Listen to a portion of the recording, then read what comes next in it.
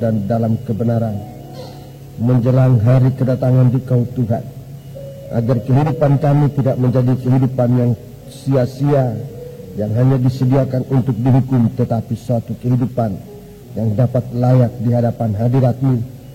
Segala sesuatu ini kami tidak mampu lakukan dengan kekuatan kami sendiri, melainkan hanya oleh kasih kemurahan-Mu dalam kami semuanya. Itu sebabnya saat pemberitaan firman-Mu bagi kami sesungguhnya adalah saat yang sangat kami butuhkan.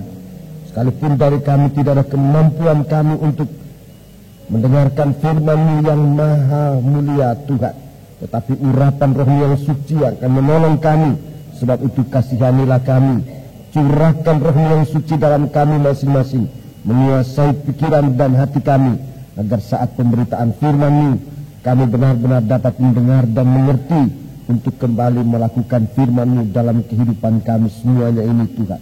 Terima kasih, hamba-Mu membawa diri ini ke hadapan hadirat-Mu. Biarlah Engkau pakai untuk menjadi alat dalam pemberitaan firman ini.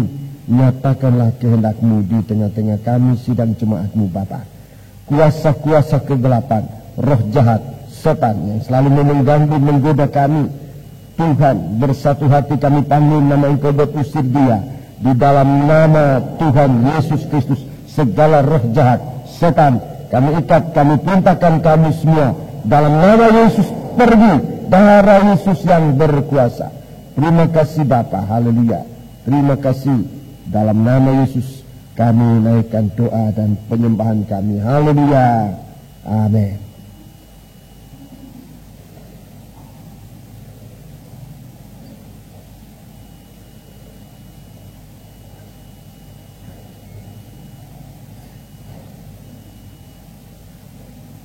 Sidang jemaat yang dikasihi Tuhan, saya menyampaikan salam sejahtera. Selamat berbahagia dalam menerima sabda Tuhan dalam nama Tuhan Yesus Kristus. Baiklah, kita duduk dengan tenang di tempat dimanapun kita sudah pilih untuk duduk. Dalam kesempatan malam hari ini mendengarkan firman Tuhan. Itulah yang terutama, itulah yang penting dalam kehidupan kita. Sebab firman inilah sumber kehidupan yang sesungguhnya. Biar kita perhatikan, kita mendengarkan firman Tuhan dengan sebaik-baiknya. Nabi Yeremia dia katakan, jika aku menemukan firman-Mu, maka aku akan menikmatinya. Sebab firman itu, sebab nama-Mu sudah disebut atasku. Begitu Nabi Yeremia memperhatikan firman Tuhan, dia tidak hanya mendengar, tetapi bagaikan orang menemukan makanan, dia memakan firman Tuhan untuk mendarah daging di dalam kehidupannya. Mari kita membaca sekarang dalam kitab Wahyu. Kitab Wahyu, kita lihat Tuhan datang dalam kehidupan kita, sidang jemaat, dengan saudara-saudara, dengan firman-Nya di akhir zaman. Menjelang akhir zaman, Yesus akan datang kembali. Kita harus berada dalam kondisi prima secara rohani, sehat, kehidupan rohani yang sehat, suatu pertumbuhan rohani yang sudah dalam struktur nikah yang ditetapkan oleh Tuhan. Kitab Wahyu pasal yang kedua. Kitab Wahyu pasal yang kedua, kita sudah membaca ayat 8 sampai dengan ayat yang ke-11. Pada malam hari ini kita akan lanjutkan dengan ayat 12 sampai dengan ayat yang ke-17. 12 sampai dengan ayat yang ke-17. Ini jemaat yang ketiga. Jemaat Efesus ditegur oleh Tuhan oleh karena meninggalkan kasih. Meninggalkan kasih yang mula-mula. Kasih yang mula-mula itu adalah pertobatan oleh korban Kristus. Itu kasih Allah yang mula-mula. Kita mengalami kasih itu saat kita bertobat. Banyak sekali pelayan-pelayan, pengikut-pengikut Tuhan, tetapi tanpa pertobatan. Di akhir zaman, saat kita menghadap hadirat-Nya, dalam Injil Matius dia katakan, inilah orang-orang jahat. Undur daripadaku, hai kamu yang melakukan kejahatan. Jadi suatu pelayanan kita harus didasarkan pada korban Kristus dengan bukti pertobatan yang sungguh-sungguh. Itu suatu penghargaan kita pada korban Kristus, yaitu kita bertobat. Itu kasih mula-mula. Kalau kita bertobat, saudaraku, maka kasih ini akan tumbuh, saudaraku, dalam persekutuan dengan Tuhan, persekutuan dengan sesama. Rasul Yohanes dia katakan persekutuan kami adalah juga persekutuan dengan Tuhan kami Yesus Kristus. Sampai pada puncaknya kasih adalah persekutuan antara Kristus dan sidang jemaat. Kristus kepala dari gereja Tuhan, sementara gereja adalah tubuhnya. Jadi ini suatu proses pertumbuhan kasih Allah ini. Dari pertobatan, jika tidak bertobat, tidak mungkin kasih ini memuncak. Itu sebabnya Tuhan katakan, betapa dalamnya kamu sudah jatuh. Segala sesuatu yang dilakukan secara rohani tanpa dasar korban Kristus tidak akan tumbuh sampai puncaknya. Itulah masuk dalam perjamuan malam pesta kawin anak domba Allah, menjadi mempelai wanita Tuhan. Itu puncak dari kasih Allah. Puncak akan menjadi kekal untuk selama-lamanya. Kemudian suatu jemaat yang kedua, jemaat Smyrna. Jemaat Smyrna dinasihati oleh Tuhan. Jemaat Smyrna dinasihati oleh Tuhan. Kalau di sini ada saudara yang susah, Tuhan tahu kesusahan. Jika ada di sini di antara kita ada saudara-saudara yang miskin, Tuhan tahu kemiskinan. Perkataan aku tahu, itu suatu kepedulian Tuhan untuk umatnya. Kalau di dalam ayat yang ke-9, Tuhan katakan, aku tahu kesusahan. Itu suatu kepedulian Tuhan. Kepedulian Tuhan. Kalau sesama manusia saling mempedulikan satu dengan yang lain, sudah cukup menghibur kita. Di Indonesia, pemerintah dan masyarakat kita ada hari kepedulian sosial di bulan ini, suatu hari kepedulian sosial. Ini saling memperhatikan keadaan satu dengan yang lain. Tapi di atas lebih daripada kepedulian sosial, Tuhan memperdulikan kita.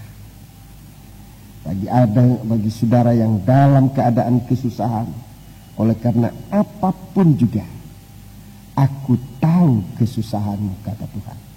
Aku tahu. Jadi saudara-saudara, selaku anggota tubuh Kristus yang ada dalam kemiskinan, Tuhan katakan, aku tahu kemiskinan.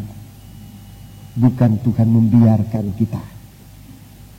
Sebab Tuhan tahu, saudaraku, jika kita mengerti bahwa Tuhan memperdulikan kita, jika kita mengetahui dalam kesusahan, jika kita mengetahui dalam kemiskinan, bahwa Tuhan memperdulikan kita, sehingga dengan demikian iman kita diteguhkan, sehingga dengan demikian pengharapan kita ditumbuhkan untuk kuat. Itu suatu kekayaan. Itu suatu kekayaan. Itu suatu penghiburan. Itu suatu kekuatan yang kita peroleh bukan dari manusia, tapi kita peroleh dari Tuhan. Itu suatu kekuatan yang gaib, saudara, yang mampu menanggung segala sesuatu yang sebenarnya untuk manusia tidak mampu ia lakukan.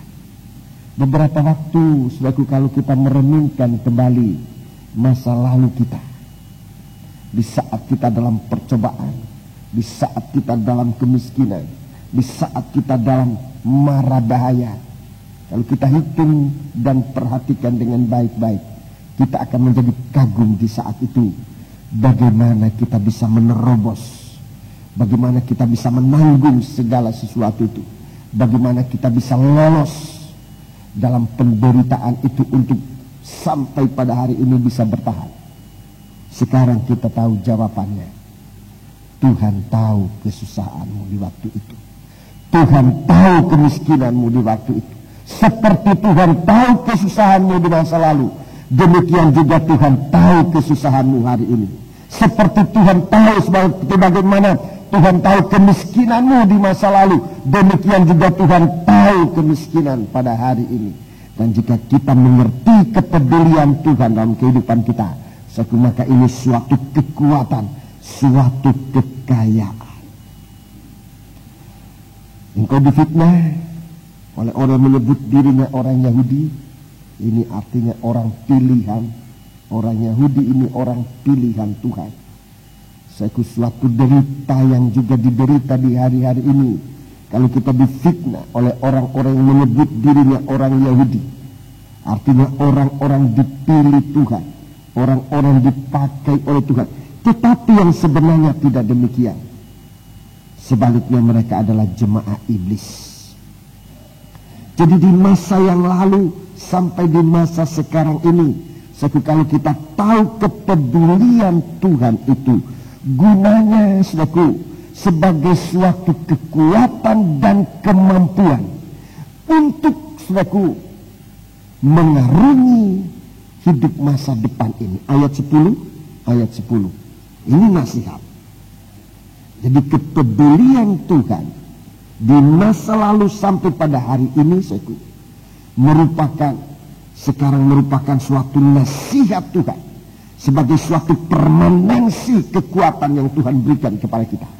Kalau kita menerima nasihat ini, itu sama dengan Tuhan ingin mempermanensikan, Tuhan ingin membuat suatu kekuatan, kekayaan itu bukan sesuatu hal yang fana yang akan hilang, tetapi makin kuat di dalam kita. Coba baca ayat 10. Jangan takut terhadap apa yang harus engkau derita. Ya, ada penderitaan, tapi jangan takut. Terus? Sesungguhnya iblis akan melemparkan beberapa orang dari antaramu ke dalam penjara, supaya kamu dicobai, dan kamu akan beroleh kesusahan selama 10 hari. Diizinkan untuk masuk dalam percobaan selama 10 hari. Ini hal yang akan terjadi masa depan. Tetapi untuk itu pun Tuhan sudah bekali umatnya, saudara-saudaraku, dengan kekuatan. Kekuatan dari mana? Kekuatan dari mana?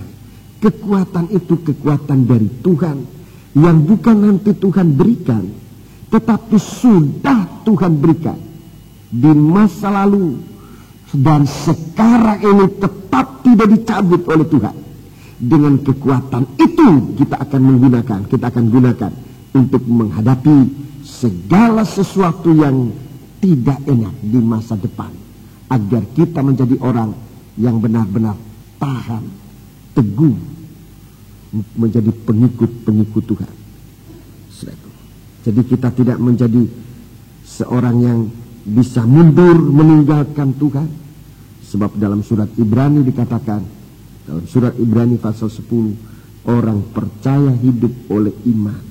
Tetapi kalau ia mundur, aku tidak berkenan kepadamu. Artinya segala sesuatu yang ia lakukan, Allah tidak berkenan. Bisa dia beribadah, tapi Tuhan tidak berkenan. Bisa dia melayani, tetapi Tuhan tidak berkenan. Bisa dia mempersembahkan persembahan korban, tapi Tuhan tidak berkenan. Sebab taat dan dengar-dengaran jauh lebih dari segala sesuatu. Itu sebabnya mari kita perhatikan di sini bagaimana jemaat Smyrna ini dikuatkan oleh Tuhan. Raja Daud dia menginventaris segala pertolongan Tuhan menjadi suatu kekuatan yang dia akan gunakan untuk peperangan-peperangan di masa hari yang akan datang. Dia mulai dengan hidup di padang. Dalam doa, dalam penyembahannya, dia ucap syukur kepada Allah. Dia tidak malu mengaku, engkau sudah memanggil aku dari belakang domba-domba, dari kandang ke kandang. Saudaraku, engkau memilih aku. Dan apa yang dia peroleh di masa lalunya tetap dia pertahankan. Waktu aku dalam penggembalaan, seekor singa datang, seekor beruang datang, semua dapat dikalahkan. Sehingga waktu dia menghadapi Goliat, dia katakan seperti singa, seperti beruang itu dikalahkan, begitu juga seorang Goliat ini akan dikalahkan. Begitu dia dapat mengalahkan Goliat, dengan kekuatan itu dia mendapat suatu tambahan kekuatan baru. Sehingga bukan satu Goliat, bukan satu orang Filistin, tetapi raja-raja Filistin dikalahkan satu demi satu. Raja Daud tidak pernah kalah dalam peperangan. Setiap kali peperangan ia mendapat kekuatan baru, dan kekuatan itu diinventarisir sebaik-baiknya. Sehingga setiap kali dalam peperangan, setiap kali ada percobaan, bukannya ia tambah lemah, saudara-saudaraku, tetapi dia justru malah tambah kuat. Kebalikan dengan akhir zaman ini. Di akhir zaman ini, banyak anak-anak Tuhan dikalahkan oleh percobaan-percobaan yang dia alami, menjadi lemah karena percobaan. Sebenarnya percobaan, kalau kita lihat nasihat Tuhan kepada jemaat Smyrna ini, bukan untuk membuat kita lemah, bukan untuk membuat kita lemah, tetapi percobaan-percobaan itu justru membuat kita jalan baru, untuk mengatasi segala kesulitan, dan kita mendapat kekuatan-kekuatan baru yang bertambah-tambah di dalam kita sekalian. Coba kita baca dalam surat 1 Korintus. 1 Korintus pasal yang ke-10. 1 Korintus pasal yang ke-10. Ayat yang ke-13. 1 Korintus pasal 10 ayat 13. Pencobaan-pencobaan yang kamu alami ialah pencobaan-pencobaan biasa. Ya, pencobaan yang biasa, yang Tuhan izinkan itu. Seperti apa yang dikatakan oleh Tuhan kepada jemaat Smyrna. Itu pencobaan biasa, diizinkan oleh Tuhan. Diizinkan oleh Tuhan, bukan untuk menghancurkan.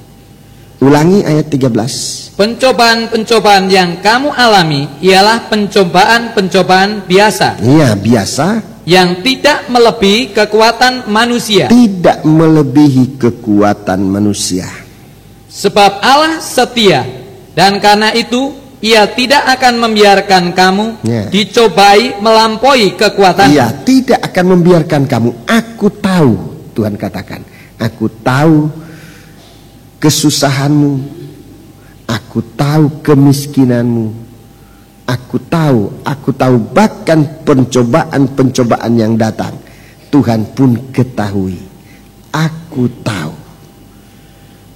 Ulangi, sebab Allah setia, dan karena itu Ia tidak akan membiarkan kamu dicobai melampaui kekuatanmu. Iya, terus pada waktu kamu dicobai, Ia akan memberikan kepadamu jalan keluar. Iya, perkataan memberikan kepadamu jalan keluar ini terkandung arti bukan hanya jalan, tetapi kemampuan untuk memanfaatkan, untuk menggunakan jalan keluar itu.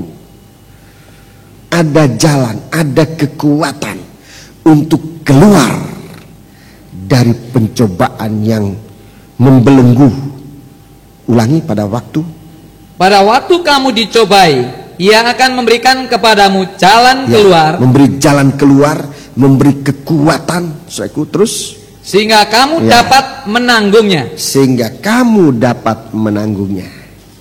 Jadi kekuatan kita, kekuatan dari Tuhan. Ini nasihat supaya di dalam kehidupan kita, dalam ada pencobaan, jangan menjadi orang yang frustrasi, menjadi orang yang putus asa. Putus asa itu tanda bahwa kita menghadapi percobaan bukan dengan kekuatan dari Allah, tetapi dengan kekuatan daging, kekuatan manusia. Itu membuat orang putus asa. Kalau putus asa itu datang, berarti kita menghadapi percobaan itu bukan dengan kekuatan yang kita terima dari Tuhan, tetapi dengan kekuatan diri sendiri. Itu putus asa. Kalau kita menggunakan, kalau kita menggunakan kekuatan dari Tuhan, perhatikan bedanya, supaya kita tahu apa kita benar-benar menggunakan kekuatan Tuhan. Kalau kita menggunakan kekuatan Tuhan, menggunakan jalan keluar, tandanya, buktinya adalah kita menyerah kepada Tuhan. Menyerah kepada Tuhan, menyerahkan sepenuh kepada Tuhan. Jadi di titik yang sama, di titik yang sama dalam percobaan, di puncak percobaan yang sama, di sana kita bisa melihat kita dalam kondisi daging atau kondisi rohani. Kalau kita dalam kondisi daging, di saat itu jatuh, putus asa. Di saat manusia tidak bisa melakukan lagi, di saat kita tidak bisa lakukan lagi, puncaknya percobaan, kita merasa kita sudah berada pada puncak percobaan. Kita bisa melihat di sana apa kita rohani atau tidak. Orang yang rohani atau orang yang tidak rohani atau bersifat daging, di saat itu dia putus asa, down sama sekali. Tapi kalau dia bersikap rohani, di saat itu justru terjadi suatu kesempatan penyerahan yang paling tepat, penyerahan yang paling dinanti-nantikan oleh Tuhan. Disitulah permulaan jalan keluar. Itu permulaan jalan keluar, untuk selanjutnya berhasil dengan kelepasan penuh. Jadi di saat itu, apa kita menghadapi percobaan itu dengan kekuatan daging, atau kita menghadapi percobaan itu dengan kekuatan rohani, dapat dilihat dari sikap kita. Kalau kita putus asa, itu berarti percobaan itu dihadapi dengan sikap, dengan kekuatan daging. Tetapi kalau kita menyerah, itu berarti kita menghadapi suatu percobaan dengan sikap rohani. Dan ini yang Tuhan katakan, kamu tidak akan mengalami satu pun dari maut yang kedua. Kamu tidak akan mengalami satu pun dari derita maut yang kedua. Itu nasihat Tuhan kepada jemaat Smyrna. Dan itu suatu kekayaan, kekayaan sorgawi, saudara-saudara. Jadi saudara perhatikan percobaan dan percobaan, bagaimana kita mengatasinya. Jangan mengatasi dengan cara daging, tapi atasilah segala cobaan-cobaan yang diizinkan oleh Tuhan menimpa kita dengan sikap rohani. Dalam Yohanes pasal 16, dalam Yohanes pasal 16 ada sebab mengapa kita tidak boleh putus asa. Ada sebab mengapa kita tidak boleh putus asa. Yohanes pasal yang ke-16 ayat 1. Ini percobaannya nanti dialami oleh gereja Tuhan. Cukup berat. Ayat 6, ayat 1, mulai ayat 1. Semuanya ini kukatakan kepadamu, supaya kamu jangan kecewa dan menolak aku. Iya, perhatikan ayat 1 ini. Semuanya ini kukatakan. Semuanya ini adalah cobaan yang sangat berat.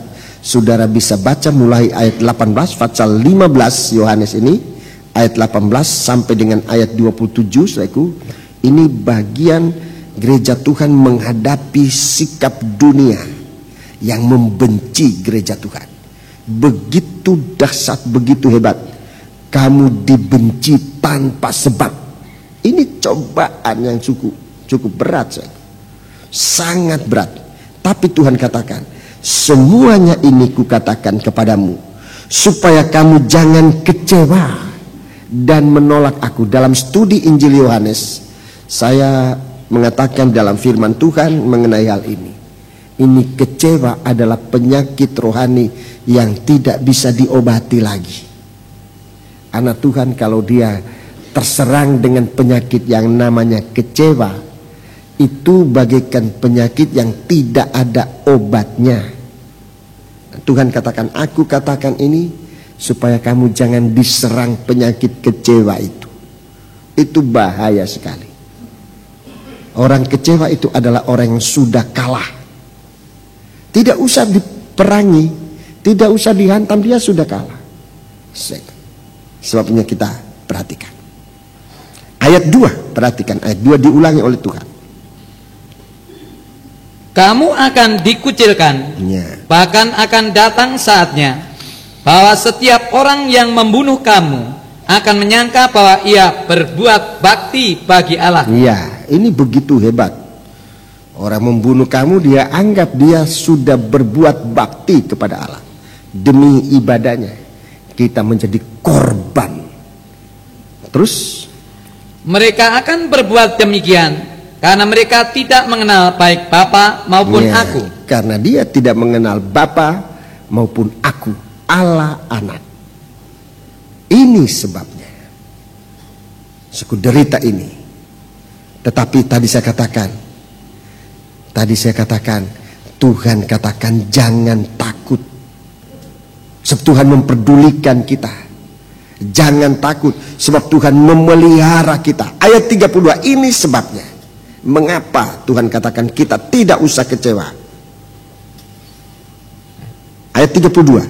Lihat, saatnya datang, bahkan sudah datang, bahwa kamu akan dicerai-beraikan masing-masing ke tempatnya sendiri, dan kamu meninggalkan aku seorang diri. Iya, sampai sejauh itu.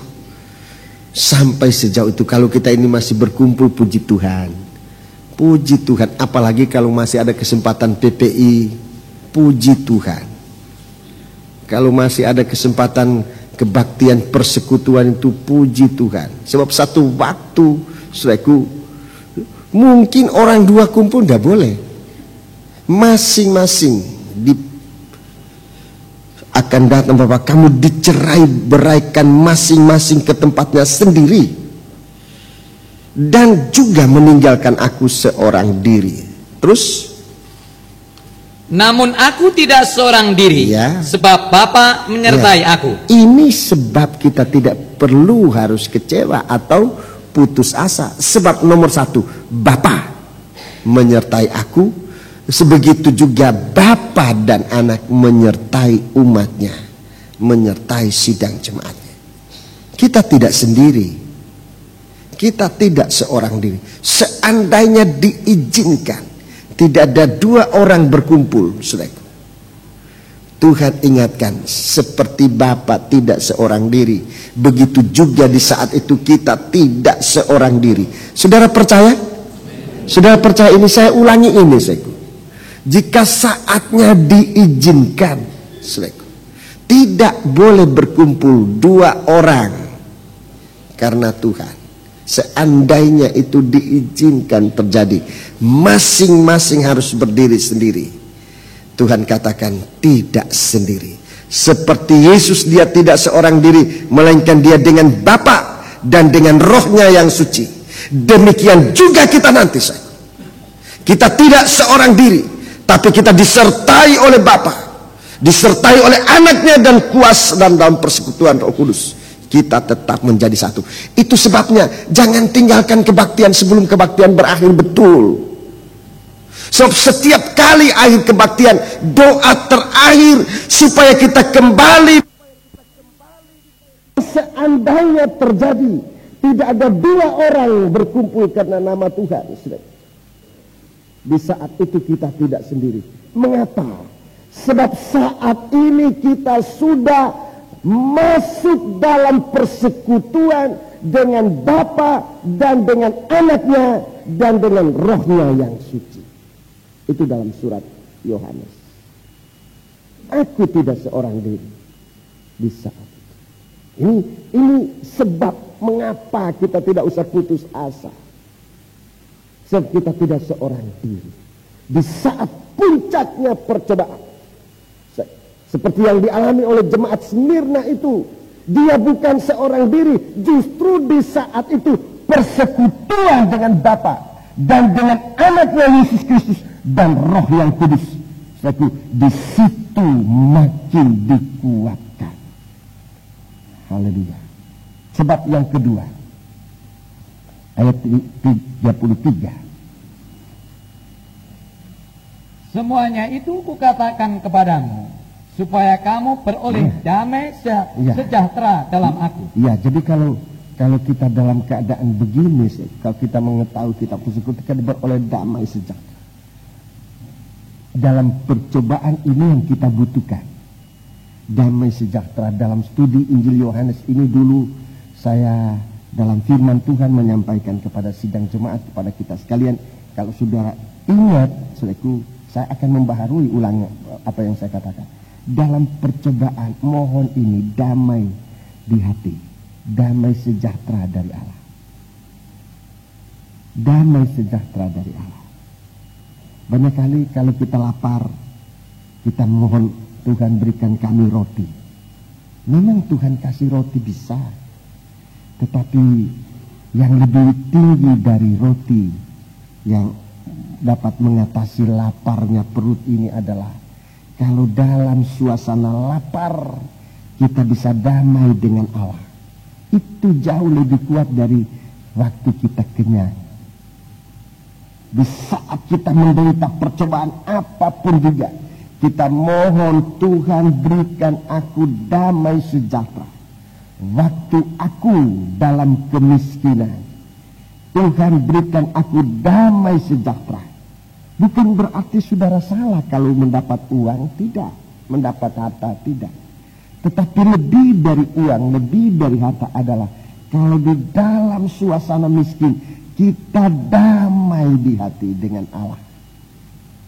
Saya di sini dalam semua ini kukatakan supaya kamu beroleh damai sejahtera, beroleh damai dalam percobaan yang meningkat, supaya kita beroleh damai. Tuhan katakan dalam kesusahan kalau kita beroleh damai, itu lebih dari penghiburan apapun juga. Itu yang Tuhan mau taruh di dalam sidang jemaat Smyrna. Mereka sudah damai, tapi Tuhan ingin mengkuatkan damai ini dalam dia miskin, dalam dia dalam kesusahan, bahkan di dalam dia diizinkan dicobai oleh iblis dalam penjara. Kalau dia damai dengan Tuhan, itu suatu kekuatan yang luar biasa. Jadi ini yang banyak kali kita lupa, saudara. Para siswa-siswi perhatikan ini. Dalam perjuangan nanti di ladang Allah, bukannya sedikit kesusahan, kesulitan, kemiskinan. Perhatikan apa yang saudara mohon kepada Tuhan. Di waktu saudara lapar, tidak salah kalau saudara mohon Tuhan berikan kami roti. Tidak salah. Tetapi alangkah baiknya dan jauh lebih baik kalau saudara mengatakan, Tuhan, di saat aku lapar ini, berikan aku kekuatan damai di dalam Engkau. Itu yang dialami oleh Nabi Musa waktu dia berada di gunung 40 hari 40 malam. Dia tidak makan, dia tidak minum. Damai dengan Tuhan. Itu yang dialami oleh Nabi Elia dalam perjalanan 40 hari. Tanpa makan, tanpa minum. Sebab dia damai di dalam Tuhan. Damai itu yang ia tawarkan kepada kita sekarang ini. Tetapi di hari akhir zaman, justru damai ini hampir tidak kelihatan lagi di hati. Dikacaukan oleh setan. Kita mau kembali pada soal itu. Kembali kita dikuatkan. Supaya kalau kita mendapat pertolongan oleh karena damai dengan Tuhan, maka selain kita memperoleh mahkota kehidupan, maka tidak ada bagian dari kuasa maut yang kedua itu akan kita alami. jauh dari api neraka. Puji Tuhan. Banyak kali kalau kita tidak damai dengan Tuhan, saya pernah melihat, saat ini saya melihat sendiri sebab itu dalam pelayanan saya waktu itu, seorang sakit yang hampir mati. Menurut perhitungan dokter, pada waktu itu tepat bulan Desember semacam ini, menghadapi tahun baru, dokter bilang kalau kamu bisa sampai tahun baru sudah terlalu kuat, kamu sudah terlalu kuat. Sebab pelor ada di dalam paru-parunya. Dioperasi tidak bisa, toh akan mati, tidak dioperasi akan mati juga. Pada waktu itu kalau saya tidak salah ingat, ya dokter katakan ya kalau 3 hari ini kamu bisa tahan ya. Tidak. Waktu dia didoakan, dia sembuh, memang sembuh saudara, dia sembuh dan masih hidup beberapa tahun lagi. Tetapi itu tadi tidak damai dengan Tuhan. Dia terima kesembuhan, tapi kemudian dia lupakan Tuhan. Terima kesembuhan, tapi setelah terima kesembuhan lupa Tuhan. Ada orang miskin, setelah dia terima kekayaan, lupa Tuhan. Ada orang susah, setelah dia terhibur, setelah dia lupakan kesusahan, dia lupakan Tuhan. Tetapi kalau kita damai dengan Tuhan, sampai kapanpun kita tidak mungkin lupakan Tuhan. Sampai kapanpun tidak mungkin kita lupakan Tuhan. Sama seperti di waktu lapar kita ingat Tuhan. Begitu pula waktu kita sudah makan, kita sudah kenyang. Karena damai dengan Tuhan, kita tidak mungkin lupakan Tuhan. Sama seperti waktu kita susah, tidak lupakan Tuhan. Begitu juga di waktu kita senang, sudah dihiburkan bersama Tuhan, damai dengan Tuhan, tidak mungkin kita bisa lupakan Tuhan. Tapi kalau tanpa damai sejahtera ini, bisa lupakan Tuhan. Dan banyak itu saja. Orang yang tadinya susah, didoakan,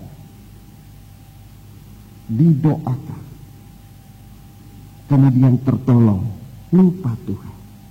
Di satu pelayanan, di satu tempat di mana saya pernah melayani Tuhan, seorang yang bangkrut, tokonya ditutup. Tadinya dia sangat berkuasa, dengan harta bendanya dia sangat berkuasa. Dia bisa dengan uangnya ngatur apa saja. Terus satu waktu dia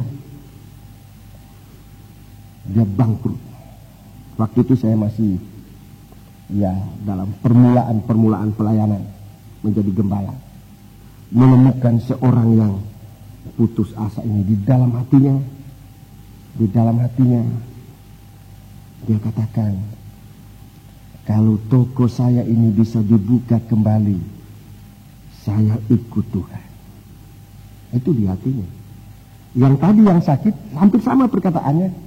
Dia katakan kalau doa orang ini benar, kalau orang ini benar, doanya akan diterima oleh Tuhan. Dan di waktu 3 hari kemudian saya keluar dari rumah sakit, Tuhan nyatakan itu.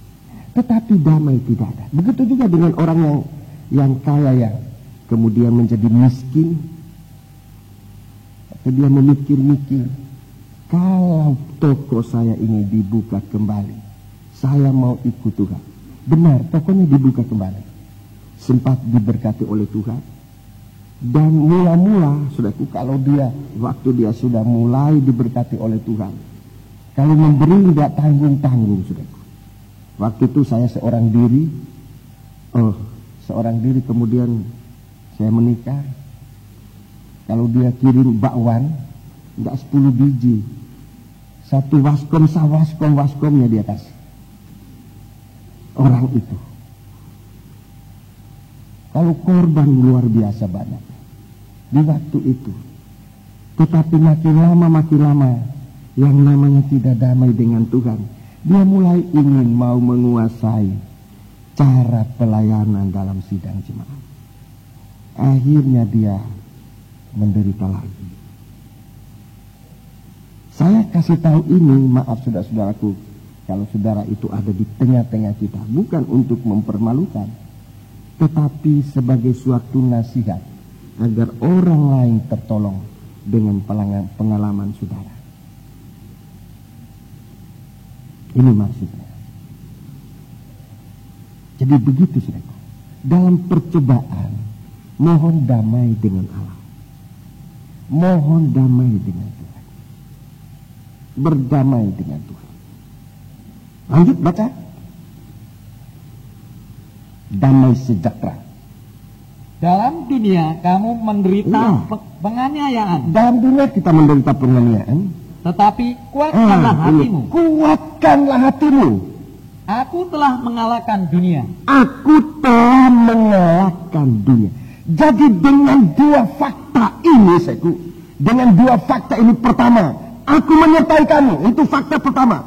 Fakta kedua, aku sudah mengalahkan dunia ini. Apa yang harus kita ragukan lagi? Apa yang harus kita ragukan di dalam menghadapi segala macam cobaan itu? Dunia ini dikalahkan oleh Tuhan. Segala sesuatu dikalahkan oleh Tuhan. Saudara-saudara, apa yang harus kita ragukan kepada Tuhan? Di dalam masuk mengalami kemiskinan, mengalami penganiayaan, mengalami fitnaan, Tuhan yang menang. Saudara percaya ini? Saya mohon dua hal ini saudara pegang dalam percobaan. Tuhan sudah menang. Tuhan sudah mengalahkan dunia. Nomor satu. Nomor dua, saudaraku, bahwa dia tidak meninggalkan kita. Kalau kita merasa sendiri, kita yang meninggalkan Tuhan. Bukan Tuhan meninggalkan kita. Kita yang meninggalkan Tuhan. Segera secepatnya kita kembali. Kita bersekutu dengan Tuhan. Dan kita dalam kemenangan. Jadi kita lihat, saudaraku, bahwa Tuhan menjanjikan ini. Sekarang, saudaraku, kita akan lihat bahwa bukan hanya Tuhan mengalahkan dunia ini. Dalam jemaat yang ketiga, itulah jemaat Pergamus. Kita melihat bagaimana Tuhan ingin menyucikan sidang jemaat. Lebih hari, lebih suci. Mari kita kembali dalam kitab Wahyu. Kitab Wahyu pasal yang kedua. Sekarang jemaat yang ketiga yang disucikan. Semua ini ada hubungan, dari jemaat pertama sampai jemaat yang ketujuh. Sebab 7 jemaat ini adalah gambaran kesatuan tubuh Kristus. Jemaat akhir zaman yang akan ditampilkan bagaikan mempelai wanita yang disucikan oleh Tuhan. Puji Tuhan. Sekarang, saudaraku, kita periksa jemaat yang ketiga. Wahyu pasal 2 ayat 12 sampai 17. Ini dibaca lebih dahulu. Dan tuliskanlah kepada malaikat jemaat di Pergamus. Iya, malaikat jemaat. Di dalam pasal 1 disebutkan bintang. Bintang-bintang. Ya, dalam surat-surat disebutkan mereka itu malaikat jemaat. Malaikatnya jemaat. Zaman kita sekarang itu adalah orang-orang pilihan Tuhan yang dipilih oleh Tuhan, bertanggung jawab dalam sidang jemaat. Ini termasuk gembala-gembala, para tua-tua yang masuk dalam, yang melibatkan diri dalam penggembalaan. Ini bintang-bintang. Ini bintang dalam sidang jemaat. Ini malaikat sidang jemaat. Mari. Inilah firman Dia yang memakai pedang yang tajam dan bermata dua. Iya, memakai pedang yang tajam dan bermata dua. Aku tahu di mana engkau diam, yaitu di sana, di tempat tahta iblis, dan engkau berpegang kepada namaku, dan engkau tidak menyangkal imanmu kepadaku, juga tidak pada zaman Antipas, saksiku, yang setia kepadaku, yang dibunuh di hadapan kamu, di mana iblis diam. Iya, perkataan aku tahu di mana engkau diam ada satu kalimat yang diliwati, dalam penerjemahan bahasa Indonesia. Harusnya di situ seperti pada jemaat-jemaat yang lain, aku tahu pekerjaanmu. Aku tahu pekerjaanmu, itu tidak disebut dalam bahasa Indonesia. Dalam bahasa Inggris ada. Ya, aku tahu pekerjaanmu. dalam bahasa Indonesia itu dilewati, padahal itu penting ya. Jadi sekalipun kita berada di dunia ini dalam pekerja yang sangat diganggu oleh setan, tapi Tuhan tahu apa yang kita lakukan. Aku tahu pekerjaanmu, aku tahu di mana engkau diam, yaitu di sana di tempat tahta iblis. Kita baca terus ayat 14. Tetapi aku mempunyai beberapa keberatan terhadap engkau. Ya, ada keberatan, masih ada kurangnya. Ada keberatan terhadap engkau. Di antaramu ada beberapa orang yang menganut ajaran Bileam. Iya, menganut ajaran Bileam. Apa itu? Yang memberi nasihat kepada Balak untuk menyesatkan orang Israel supaya mereka makan persembahan berhala dan berbuat zina. Iya, ini ajaran. Ini ajaran sesat, saudaraku. Ajaran sesat disertai dengan penyembahan berhala. Perhatikan ini sangat harus kita perhatikan. Penyembahan berhala selalu diikuti dengan persundalan. Ini mohon diperhatikan.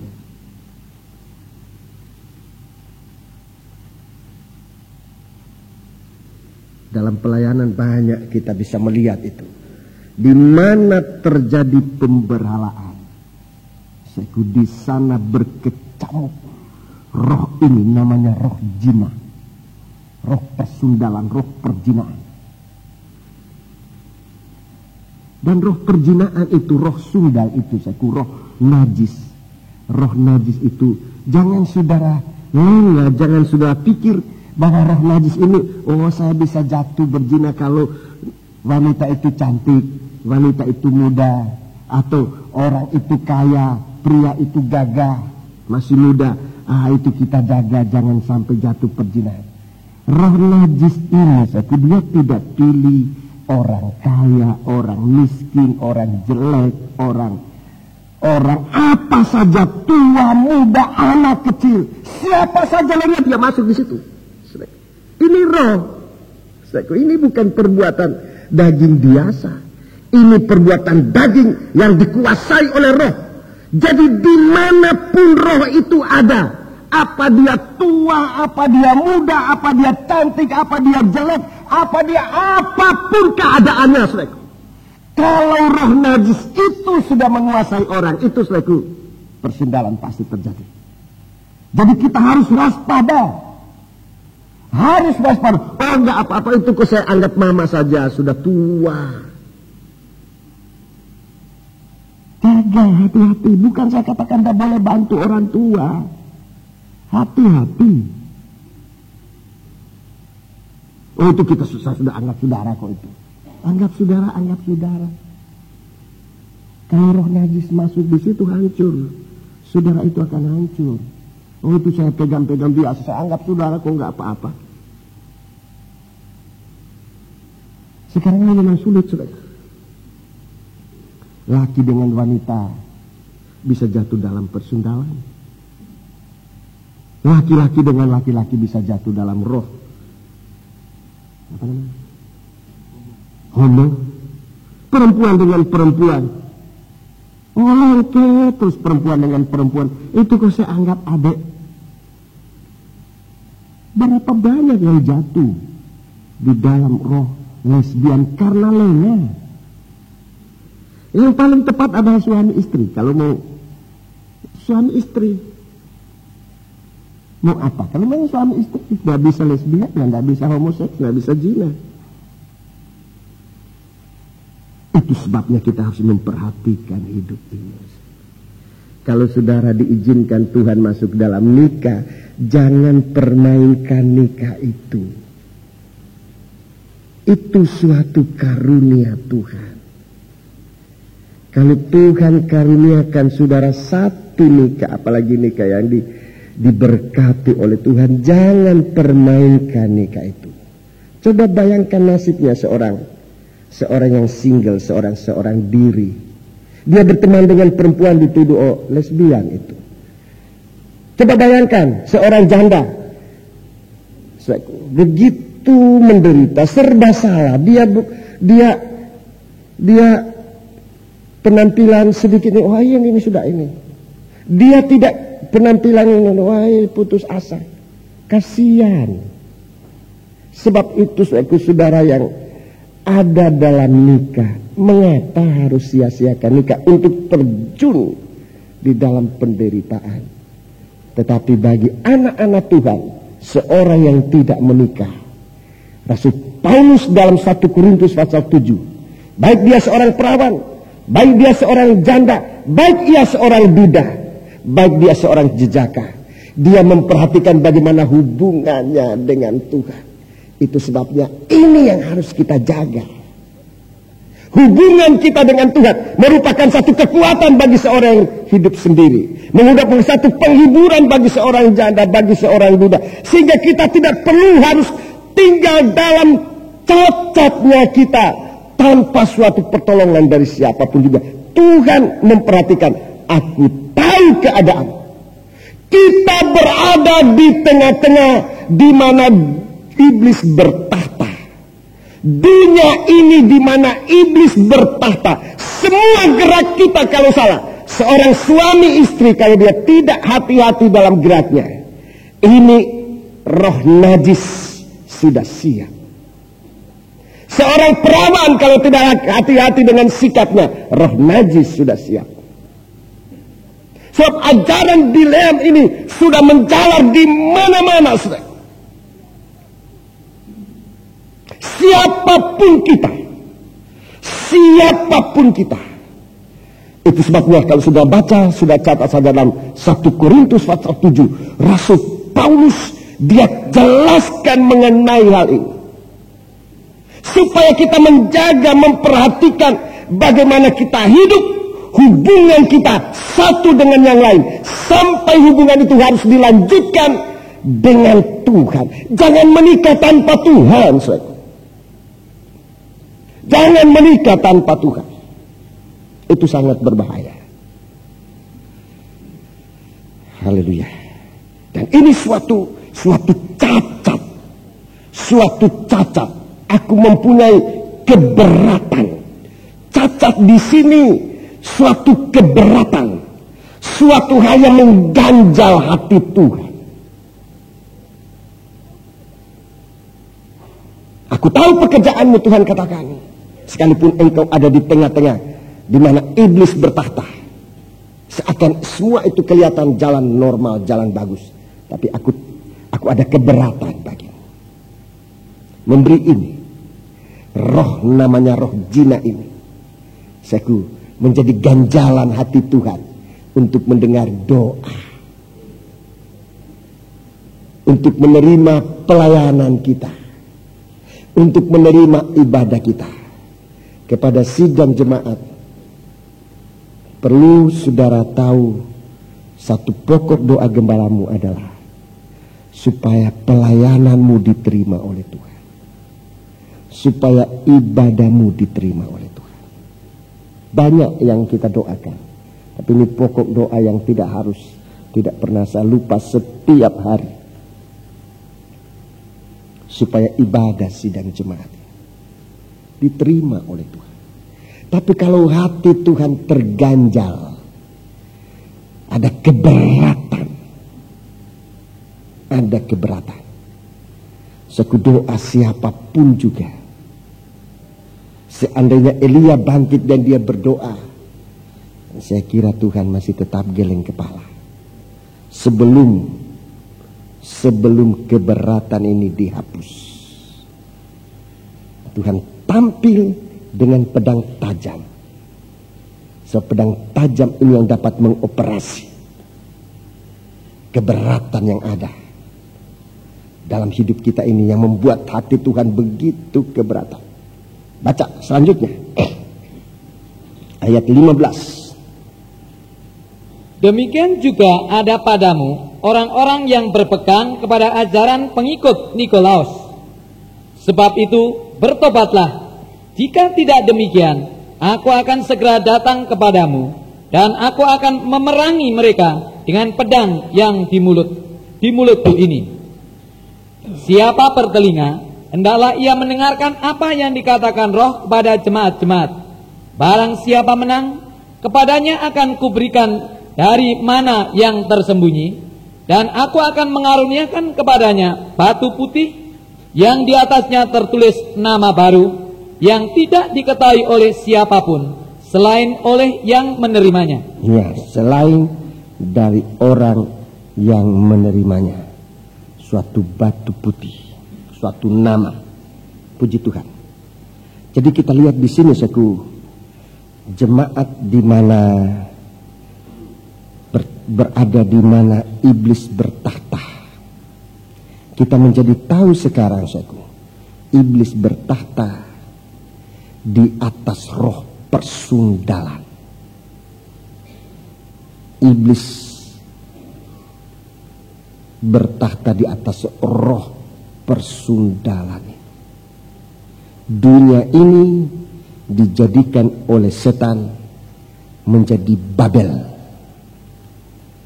Dunia ini dijadikan oleh setan menjadi Babel.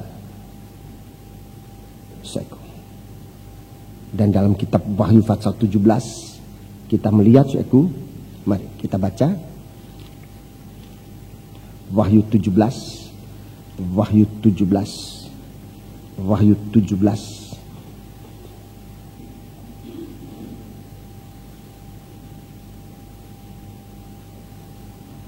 Ayat 1. Lalu datanglah seorang dari ketujuh malaikat yang membawa ketujuh cawan itu dan berkata kepadaku, "Mari ke sini, aku akan menunjukkan kepadamu putusan atas pelacur besar yang duduk di tempat yang banyak airnya.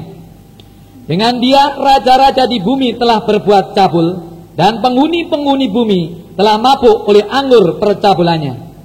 Dalam roh aku dibawa ke padang gurun, dan aku melihat seorang perempuan duduk di atas seekor binatang yang merah ungu, yang penuh tertulis dengan nama-nama hujat. Binatang itu mempunyai 7 kepala dan 10 tanduk." Ya, 4. Dan perempuan itu memakai kain ungu dan kain kirmisi yang dihiasi dengan emas, permata dan mutiara, dan di tangannya ada suatu cawan emas penuh dengan segala kekejian dan kenajisan percabulannya. Terus? Dan pada dahinya tertulis suatu nama, suatu rahasia, Babel besar, ibu dari wanita-wanita pelacur dan dari kekejian bumi. Terus? Dan aku melihat perempuan itu mabuk oleh darah orang-orang kudus dan darah saksi-saksi Yesus. Dan ketika aku melihatnya, aku sangat heran. Aku sangat heran. Jadi persekutuan, saudaraku, antara Babel dan binatang ini, saudaraku, suatu persekutuan yang hebat sekali. Di dalam suasana kenajisan, persundalan. Puncak dari segala dosa. Puncak dari segala dosa. Memuncak kepada hal makan minum, kawin mawin, persundalan. Itu puncaknya segala dosa. Ya. Segala dosa. Dosa perbuatan, perasaan, dosa, angan-angan itu akan memuncak sampai pada puncaknya adalah saudaraku, makan minum, kawin mawin. Ini puncak dosa. Di situ iblis bertahta. Di situ iblis bertahta. Dalam pasal 17, kesempatan berikut nanti akan diterangkan. Bisa saya tunjukkan. Di situ tahta iblis. Di saudara. Jadi kita melayani Tuhan dalam ibadah kita ini, saudara-saudaraku, tidak ringan. Tidak ringan. Tapi sekalipun demikian kita tidak harus putus asa. Jadi kita lihat dalam jemaat Pergamus ini, di mana Tuhan katakan, aku mempunyai satu keberatan. Aku mempunyai beberapa keberatan terhadap kamu. Beberapa keberatan. Ajaran-ajaran yang menuju kepada perzinaan. Jadi ini memuncak, saudaraku. Di sini permulaan. Di sini permulaan. Dalam jemaat Pergamus ini permulaan. Tuhan menunjukkan bagaimana roh zina itu, roh najis, masuk di dalam manusia. Di dalam jemaat yang keempat, jemaat Tiatira, itu ajaran perzinaan itu diajarkan oleh seorang perempuan yang namanya Isabel. Itu diajarkan makan dan berbuat zina. Jadi ajaran itu diajarkan. Perkataan diajarkan itu seperti dipaksakan untuk masuk dalam manusia. Sampai pun dengan hamba-hamba Tuhan. Itu di dalam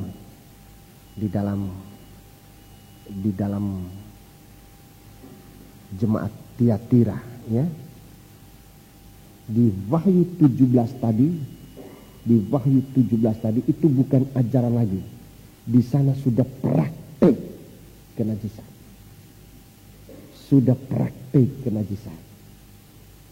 Jadi saudara perhatikan, baru ada ajaran, saudaraku, hati Tuhan sudah tersandung dengan itu. Kalau saya dapat gunakan kalimat perkataan ini, ada keberatan. Ini ada sandungan di hati Tuhan. Ini roh perzinaan. Baru ajarannya. Apalagi kalau sudah diajarkan. Di situ dalam jemaat Tiatira sudah diajarkan. Wahyu 17 Babel sudah dipraktikkan. Jadi kalau kita lihat urutan ini membuat kita, mengajar kita untuk waspada. Terhadap apa yang kita lihat, terhadap apa yang kita dengar. Sudah kita orang tua, maupun terutama anak-anak muda, dengan adanya segala sesuatu apa yang dilakukan oleh iblis di akhir zaman, dengan baik lewat bacaan-bacaan porno maupun tontonan-tontonan porno maupun lagu-lagu porno. Saudara-saudara, mungkin saudara bisa katakan saya kuno dalam menyatakan hal ini. Tetapi kalau kita lihat urutan perkembangan dari dosa ini, kita sudah harus sadar. Oh, kita kok tidak lakukan, cuma baca, cuma kebetulan waktu saya duduk di situ, ada di meja waktu nunggu dan sebagainya, buka-buka majalah ada di situ. Memang ini ditaburkan di mana-mana. Baik dalam bentuk bacaan, baik dalam bentuk tontonan, baik dalam bentuk bunyi-bunyian, maupun dalam bentuk sasus cerita dari mulut ke telinga. Bukan dari mulut ke mulut, dari mulut ke telinga, dari telinga jatuhnya ke hati. Perhatikan ini. Ini benih sedang ditaburkan. Di mana engkau berada, di mana kita berada, beribadah, di mana kita melayani, di tempat di mana iblis turut menabur, saudara, turut menabur. Di jemaat yang kedua, yang keempat, jemaat Tiatira, ini bukan taburan lagi, ajaran artinya sudah mempunyai kekuatan dan kekuasaan untuk menguasai manusia. Berapa waktu yang lalu, saudaraku, satu pengakuan dan kesaksian saya mungkin untuk kesekian kalinya, tapi saya tidak akan lupa itu kesaksian seorang muda. Dia mohon bantuan doa.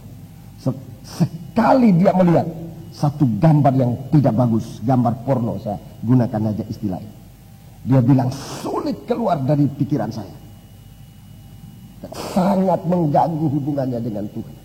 Satu kali kena taburan, dia tidak lakukan, dia tidak sengaja lihat, tapi dia sempat lihat. Itu sebabnya doa kita ini, bagaimana mata kita ini dilindungi oleh Tuhan, bagaimana telinga kita ini dilindungi oleh Tuhan, bagaimana kulit kita dilindungi oleh Tuhan. Sentuhan dan jamahan-jamahan yang sifatnya porno, saudaraku. Rasul Paulus mengatakan, saya sangat memperhatikan soal itu. 1 Korintus pasal 7. Jadi bukan cuma mata, bukan cuma telinga, saudaraku, sampai dengan sentuhan. Sampai dengan sentuhan sudah dipakai oleh setan, saudaraku, untuk menabur benih kenajisan ini. Sebab itu kita harus berjaga hati-hati. 1 Korintus pasal 7. 1 Korintus pasal 7. 1 Korintus pasal yang ke-7. Ayat 1 Korintus pasal 7 ayat pertama.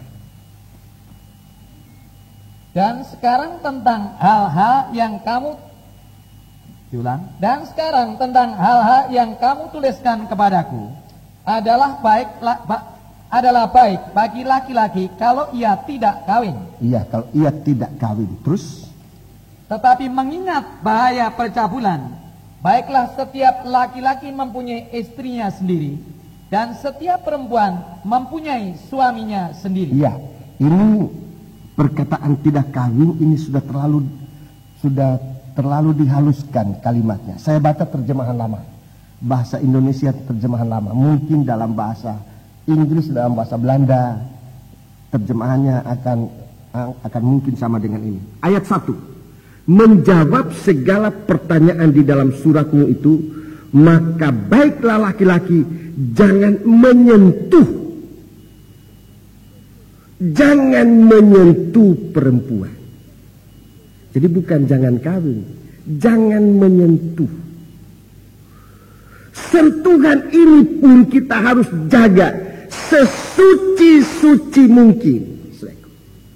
Jadi jangan nanti keluar sudah tidak ada yang jabat tangan lagi. Boleh jabat tangan. Oh, itu menyentuh laki-laki, menyentuh perempuan. Sesuci-suci hati kita dikuasai oleh Tuhan, ya. Jadi mata ini dikuasai. Sebab mata ini menjatuhkan. Tuhan sendiri yang bicara soal itu. Belum melakukan dengan mata. Telinga ini sampai dengan sentuhan. Jadi betapa sucinya kita harus dilindungi oleh Tuhan. Jadi kita lihat bagaimana nanti keadaan atau kondisi dari mempelai wanita itu begitu kuat. Jadi di sini tetapi mengingat bahaya percabulan. Jadi sentuhan ini bisa berakibat ke sana. Seperti lari mata bisa berakibat kepada ajaran itu menjadi suatu perbuatan. Perbuatan itu menjadi suatu wujud. Suatu wujud yang dipermanensikan menjadi Babel. Mulai dari sekarang ini kita harus jaga. Mulai dari sekarang. Ini penyucian Tuhan dimulai sejak penaburan dari dosa itu di dalam hati manusia. Tuhan mulai kuasai. Jangan sempat kita ditaburi oleh tetaburan yang dari setan itu. Kalau dalam wahyu berikutnya, jemaat yang berikut itu bukan tetaburan lagi, itu sudah praktek. Itu sudah praktek. Dan disebutkan di situ seorang wanita, maafkan saudara ibu-ibu, memang disebutkan seorang wanita yang namanya Isabel. Nanti dalam Wahyu 17 seorang wanita, ibu perempuan sundal, namanya Babel. Ini dua wanita, saudaraku. Ini yang mau mengeroyok kehidupan gereja Tuhan. Dua wanita ini akan mengeroyok kehidupan gereja Tuhan. Jadi memang kita harus ada dalam firman Tuhan. Nanti kita akan baca. Tapi saya akan tunjuk bagaimana saudaraku, kalau kita ini benar-benar terpelihara dari dosa ini. Wahyu pasal yang ke-14. Wahyu pasal 14. Wahyu pasal yang ke-14. Di sini tentang 144.000 orang. Ini inti dari mempelai wanita. Baca ayat 1. Dan aku melihat sesungguhnya anak domba berdiri di bukit Sion, dan bersama-sama dengan dia 144.000 orang, dan di dahi mereka tertulis namanya dan nama bapaknya. Ya, 144.000 ini sama dengan jumlah bangsa Israel yang dimeteraikan di Wahyu pasal 7. 140. Mereka ini adalah inti dari mempelai wanita. Terus? Dan aku mendengar suatu suara dari langit bagaikan desau air bah, dan bagaikan deru guruh yang dahsyat. Dan suara yang kudengar itu seperti bunyi pemain-pemain kecapi yang memetik kecapinya. Mereka menyanyikan suatu nyanyian baru di hadapan tahta dan di depan keempat makhluk dan tua-tua itu. Dan tidak seorang pun yang dapat mempelajari nyanyian itu selain daripada 144.000 orang yang telah ditebus dari bumi itu. Perhatikan, dengarkan, siapa mereka itu? Mereka adalah orang-orang yang tidak mencemarkan dirinya dengan perempuan-perempuan. Iya, orang yang tidak mencemarkan dirinya dengan perempuan-perempuan. Terus? Karena mereka murni sama seperti perawan. Iya, terus? Mereka adalah orang-orang yang mengikuti anak domba itu kemana saja ia pergi. Terus? Mereka ditebus di antara manusia sebagai korban-korban sulung bagi Allah dan bagi anak domba itu. Iya, sampai di situ. Jadi salah satu kriteria untuk masuk dalam tubuh mempelai ini, dalam tubuh mempelai wanita, adalah orang yang tidak menajiskan dirinya dengan perempuan-perempuan. Saudaraku, ini bukan berarti orang yang tidak pernah kawin. Ada pandangan semacam itu. Tetapi saya tidak mempunyai alasan untuk menerima suatu pendapat semacam itu berdasarkan Alkitab. Sebab dalam Alkitab tidak dilarang menikah. Justru nanti suatu ajaran melarang menikah, Rasul Paulus katakan itu suatu penyimpangan di akhir zaman. Jadi di sini tidak mencemarkan dirinya dengan perempuan-perempuan. Perhatikan baik-baik. Ini bukan berarti tidak boleh menikah, bukan. Tetapi perempuan-perempuan yang disebut di sini, terutama dua perempuan yang disebut dalam kitab Wahyu. Ada dua perempuan yang disebut dalam kitab Wahyu. Yang pertama adalah Isabel. Itu yang pertama. Perempuan ini yang menajiskan. Isabel ini punya pengajaran. Jadi bukan cuma benih kenajisan, tapi punya pengajaran yang najis. Jadi kita harus bebas, mempelai wanita itu bebas dari pengajaran kenajisannya persundalan. Harus bebas, harus pernah dioperasi oleh Tuhan. Ini yang pertama. Ini wanita pertama yang tidak boleh menajiskan gereja Tuhan. Gereja Tuhan jangan dinajiskan dengan ajaran-ajaran sesat semacam ajaran Bileam. Ajaran Bileam, sudah bekerja karena upah. Ini pengajaran Bileam. Pengajaran karena upah menyesatkan sampai umat Tuhan jatuh dalam perzinahan. Ini kita perhatikan ini. Kedua, pengajaran Nikolaus. Pengajaran Nikolaus pengajaran yang pengajaran yang ingin menguasai masa dengan cara apapun juga. Ini pengajaran-pengajaran yang bisa yang oleh Tuhan katakan itu sama dengan pengajaran dari Bileam. Pengajaran yang akhirnya mengarah kepada persundalan.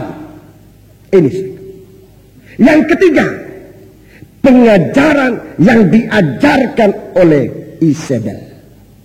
Ini wanita yang bisa mencemarkan gereja Tuhan. Gereja Tuhan kalau sudah dikuasai oleh pengajaran semacam ini, saudaraku, itu sama dengan satu kehidupan yang sudah dinajiskan oleh wanita-wanita. Namanya di sini Isabel. Wanita yang kedua, Wahyu 17. Ini yang juga jangan menajiskan gereja Tuhan. Itu bukan pengajaran sekali lagi, tetapi sudah praktik kenajisan. Itu sudah praktik kenajisan, praktik persundalan. Dari perjinahan, persundalan, percabulan. Ini sama. Saya gunakan kata-kata ini kasar kedengaran, saya tidak enak kedengaran di telinga. Tapi harus menggunakan istilah itu untuk bisa kita lihat betapa najisnya satu kehidupan yang dikuasai oleh roh semacam ini. Ini kita harus disucikan oleh Tuhan. Mempelai wanita harus bebas dari dua wanita ini. Pengajarannya dan praktiknya yang semuanya adalah persundalan. Dengan cara apa? Bagaimana kita dibebaskan oleh Tuhan? Wahyu 2 tadi, Wahyu pasal 2. Ini cara Tuhan membebaskan kita. Ia tampil, ia tampil dengan pedang tajam bermata dua. Ini cara Tuhan untuk menyucikan manusia dari dasar, dari dalam hati. Ini cara Tuhan untuk merebut, untuk merenggut gereja Tuhan. Dia tampil dengan pedang tajam bermata dua. Dalam Wahyu pasal 1 disebutkan itu pedang keluar dari mulut. Keluar dari mulut. Wahyu pasal 2 kepada jemaat Pergamus, di situ memakai, bukan cuma keluar dari mulut. Coba tolong baca Wahyu 1 ayat 16. Dan di tangan kanannya ia memegang 7 bintang, dan dari mulutnya keluar sebilah pedang tajam bermata dua, dan wajahnya bersinar-sinar bagaikan matahari yang terik. Ya, jadi di sini pedang ini keluar dari mulut. Pedang tajam ini keluar dari mulut.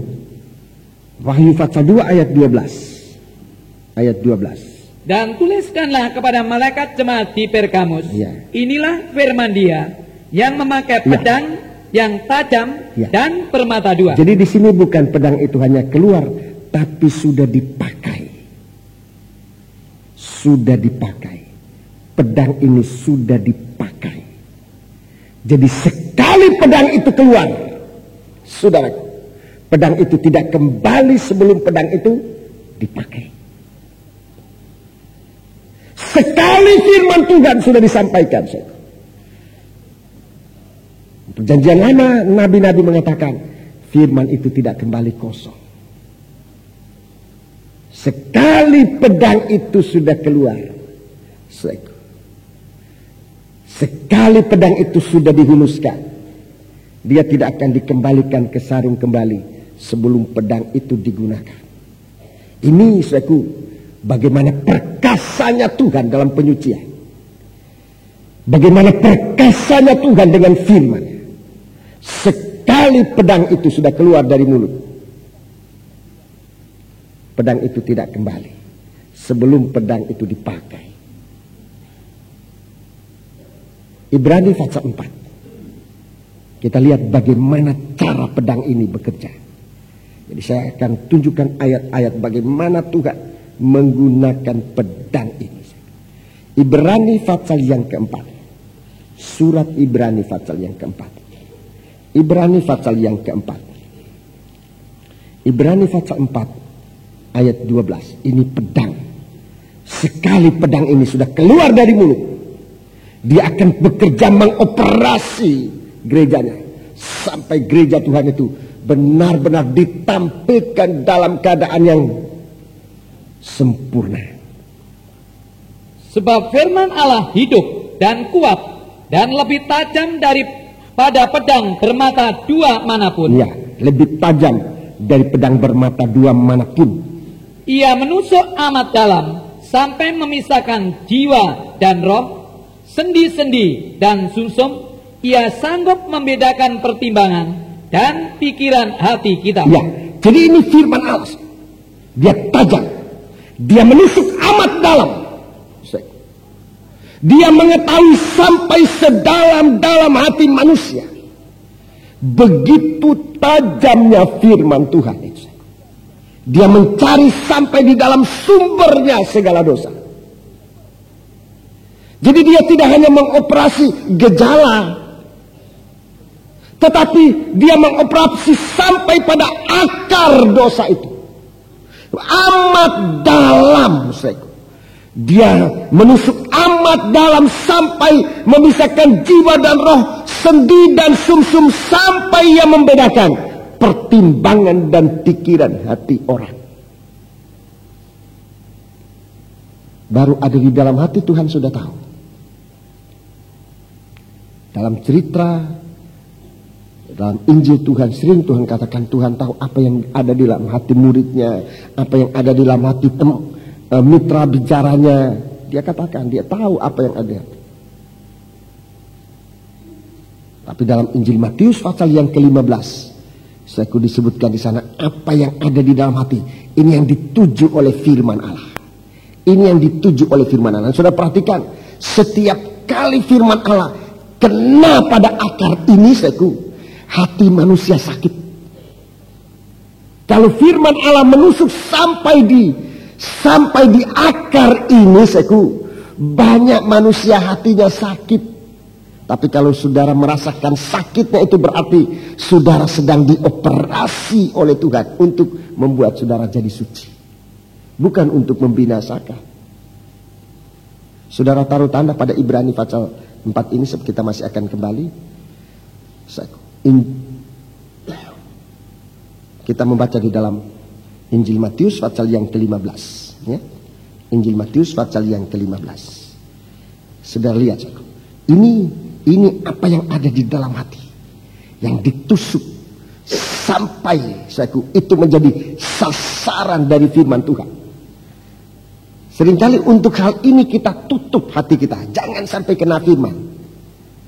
Sebab nanti kalau kena firman, ya malu, ya jengkel, ya marah, ya sakit, dan sebagainya. Coba kita baca Matius pasal 15 ayat yang ke-19. Karena dari hati timbul segala pikiran jahat. Ya, dari dalam hati ini. Jadi ini yang kena pada firman, oleh firman.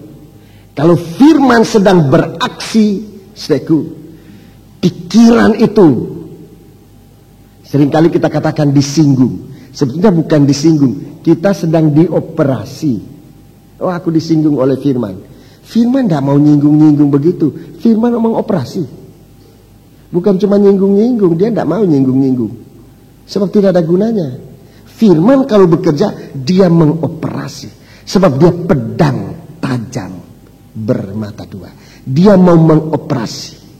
Kalau ia menegur, ini tajam teguran. Ini yang pertama. Kalau ia menasihati, ini tajam yang kedua. Begitu tepat, tajam nasihatnya firman. Mengajar dan mendidik, menegur dan menasihati. Jadi bukan hanya menegur, tapi juga menasihati. Bukan hanya menasihati, tapi juga menegur. Tajam, dua segi tajam. Tajamnya firman. Lihat, dari dalam hati ada pikiran jahat. Apalagi? Pembunuhan. Apalagi? Persinan. Pembunuhan ini di dalam Injil, dalam surat Yohanes, Rasul Yohanes mengatakan Membenci saudara itu pun sudah pembunuhan. Itu sudah pembunuhan. Sama dengan membunuh. Jadi ini dikorek, benih-benih perselisihan itu di dalam hati. Itu biasanya disembunyikan di dalam hati. Terus perjinahan, terus percabulan, pencurian, sumpah palsu, dan hujat. Ya, perhatikan ayat 20. Itulah yang menajiskan orang. Itulah yang menajiskan orang. Jadi ini ada benihnya. Dosa-dosa yang disembunyikan dalam hati ini ada benihnya lewat ajaran-ajaran kotor itu, yang Tuhan hadapi sekarang dengan tajamnya firman Allah.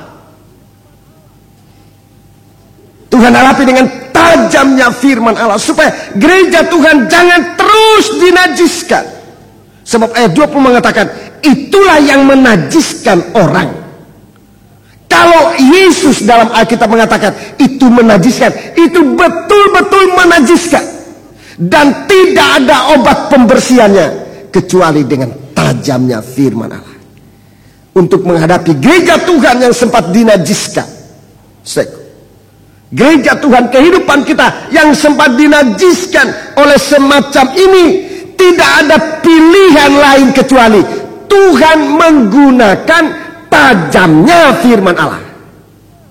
Di gereja Tuhan banyak nolak untuk ini, untuk tajamnya pengajaran firman Allah.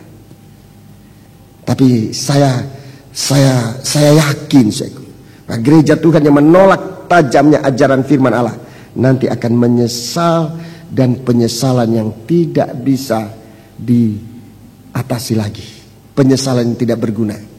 Seperti Esau, Esau dia punya hati, dia tidak berikan untuk disucikan. Benih bunuhan yang ada dalam hatinya, dia tidak berikan untuk disucikan, untuk dioperasi oleh tajamnya firman Allah.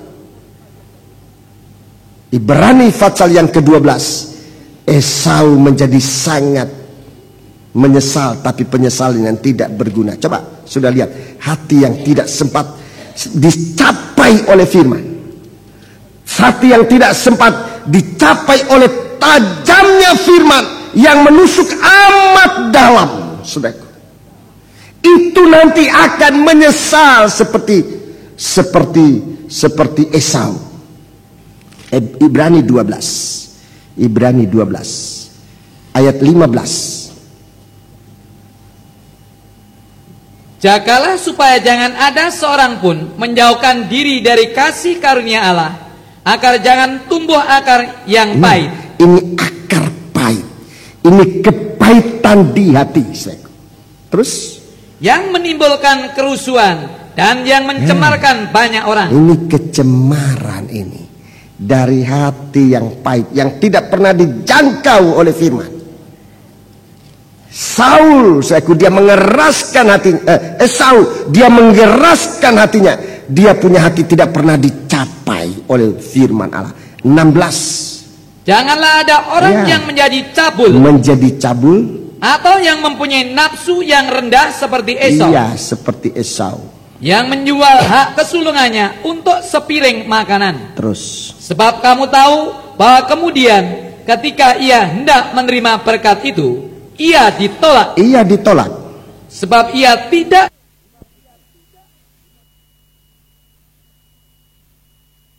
mencucuk. Seandainya ada air mata darah sekalipun, penyesalan itu sudah tidak berguna. Terlambat. Sebab dia tidak kena tajamnya firman Allah. Sebab apa yang dihadapi oleh ketajaman firman Allah, ini penaburan benih yang nanti akan menjadi wujud lembaga, sekalipun itu masih dalam bentuk pengajaran. Tapi kalau dia sudah dalam bentuk pengajaran, dia sudah berlembaga, yang akan dilahirkan menjadi perbuatan dosa, yang akan berlembaga lebih dewasa, disebutkan sundal besar. Itulah Bapak. Jadi Tuhan mengoperasi mulai dari akar itu. Dari akar ini yang tumbuh di dalam hati, dengan tajamnya firman. Jangan ragu-ragu mendengar firman. Ketajaman firman Allah yang mengorek sampai di dalam hati. Sebab tujuan Tuhan bukan untuk menghukum kita. Masa ini adalah masa penyucian gereja Tuhan. Pasal 2 dan pasal 3, masa penyucian gereja Tuhan. Itu nanti akan berakhir dengan satu kegerakan rohani yang besar. Yang masuk dalam kegerakan rohani ini adalah orang yang masuk dalam penyucian. Di saat itu bukan manusia yang pilih-pilih, tidak. Di saat itu Roh Kudus akan memilih. Itu kegerakan Roh Kudus. Kegerakan Roh Kudus akan memilih orangnya secara jelas. Tidak ada dosa yang tersembunyi dari Roh Kudus. Saat sekarang penyucian Tuhan. Saat sekarang penyucian Tuhan dengan firman-Nya, Roh Kudus akan memilih umatnya nanti untuk masuk dalam kegerakan Roh Kudus. Roh Kudus sendiri akan memilih orang-orangnya yang nanti akan masuk dalam kegerakan Roh Kudus. Dan dia bukan milik kasih, tidak. Tetapi apa yang dikerjakan oleh firman. Roh Kudus dan firman ini bekerja bersama untuk menampilkan pribadi yang akan masuk dalam kegerakan Roh Kudus hujan akhir. Wahyu pasal 6, satu kegerakan Roh Kudus hujan akhir. Itu suatu masa itu nanti suatu masa penyempurnaan. Itu waktunya kurang lebih hanya 9 bulan. Waktu penyucian ini kira-kira 2 tahun. Waktu penyempurnaan kira-kira 9 bulan. Sesudah itu akan masuk masa kandungan. Itu pun kurang lebih 9 bulan. Sampai Wahyu 12 anak lelaki-laki.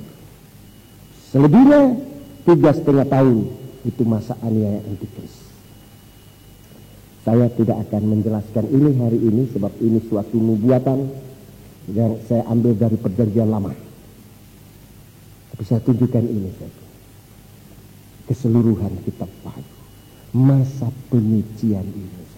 Masa di mana firman Allah masih diperdengarkan.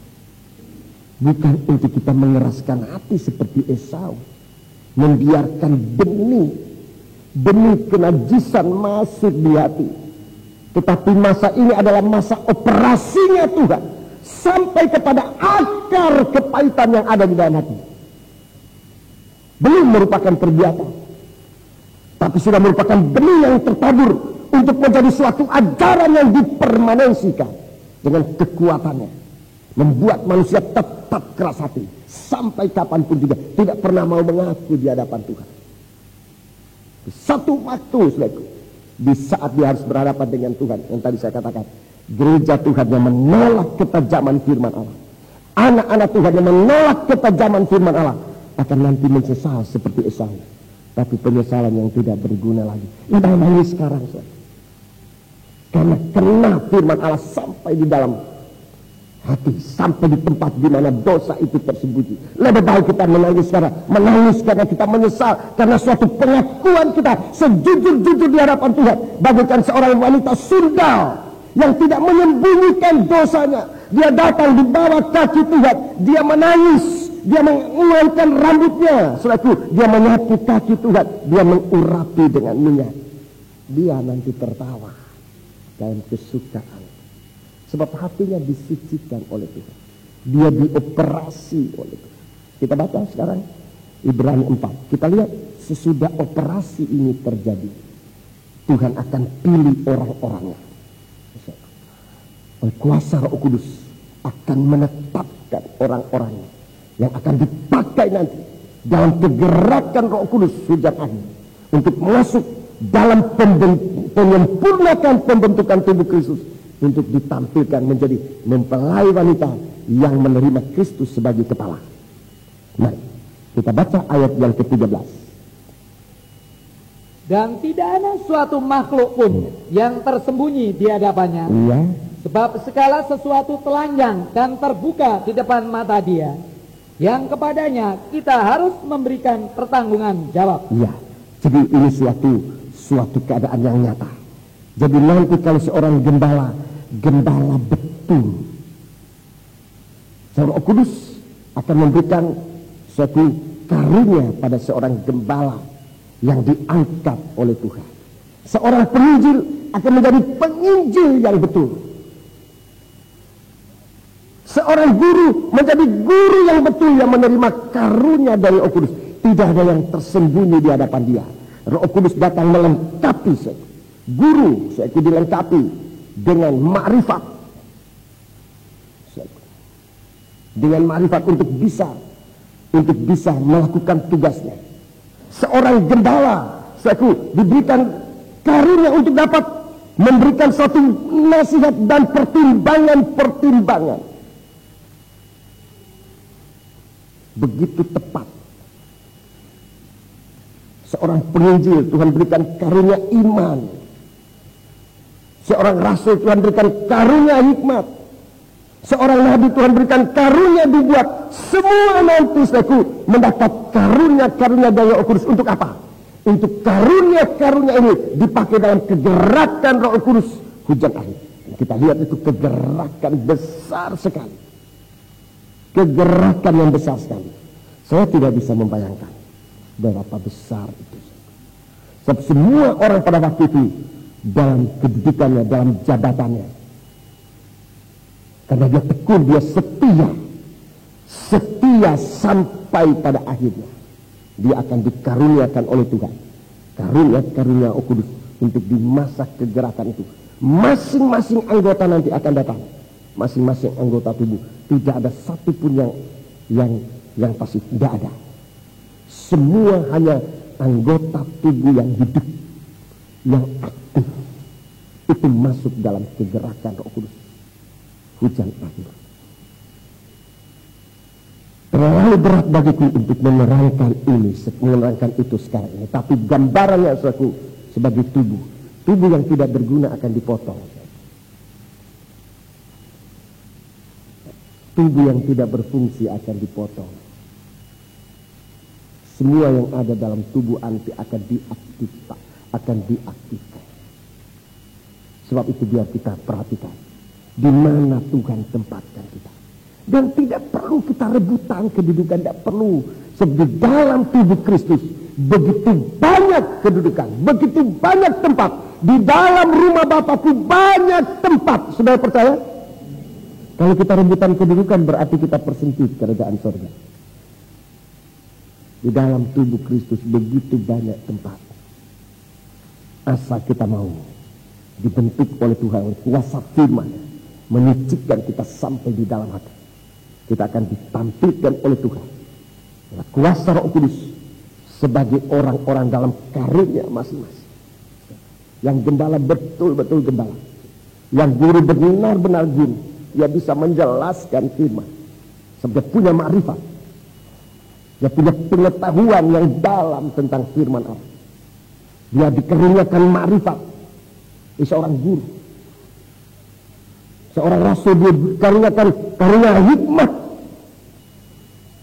Dan kita lihat nanti di dalam tubuh Kristus, semua anggota tubuh ini akan bekerja sesuai dengan karunia atau sedikitnya talenta, kebisaan yang Tuhan berikan. Itu sebabnya saya hargai kebisaan saudara. Jangan dipendam. Yang bermain musik, main musik sungguh-sungguh sampai itu menjadi karunia.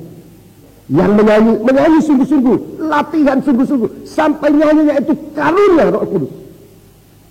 Yang menolong, lakukan dengan segenap hati, dengan rajin, kata Rasul Paulus, supaya semua itu nanti menjadi karunia di dalam tubuh Kristus. Saya lebih baik baca ini, saya tidak mau pulang sebelum baca ini.